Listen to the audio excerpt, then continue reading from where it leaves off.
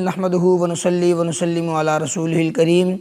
اللہ کے نبی حضور پرنور آقا انعامدار جناب رسول اللہ صلی اللہ تعالیٰ علیہ وسلم نے ایک مرتبہ اصحاب علیہم رضوان کے درمیان ارشاد فرمایا کہ میں سو رہا تھا اور لوگ میرے سامنے پیش کیے گئے۔